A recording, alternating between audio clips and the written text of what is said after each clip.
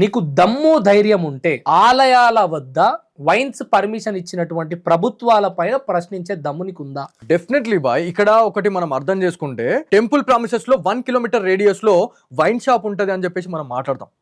దాంతో పాటు ఆ వైన్ షాప్ ఓనర్ నువ్వు టెంపుల్ లో కూర్చోపోయి తాగు, లేకపోతే గోదావరి గట్టిలో కూర్చోపోయి తాగు అని చెప్పేసి ఎవరు చెప్పడు. అది ఆ సెన్స్ అనేది మన దగ్గర ఉండాలి. ఎందుకంటే ఆ దేవాలయము అనే ఒక బాధ్యత, ఒక భక్తి ఉంటే వీళ్ళిట్లో వచ్చి ఈ హోటళ్లలో బహిరంగంగా తాగే వాళ్ళు కాదు అని నేను అంటా. మీరు ఎక్కడన్నా తాగండి, ఎన్నో ప్లేస్లు ఉన్నాయి కదా. అంటే గవర్నమెంట్ ఎందుకు వైన్ షాపుల పర్మిషన్లు కూడా ఆలయాల వద్ద ఎక్కువ ఎందుకు ఇస్తున్నది? బిజినెస్ ఎక్కువ నడుస్తుంది కాబట్టి ఇస్తుంది. అది అది అది కరెక్టే.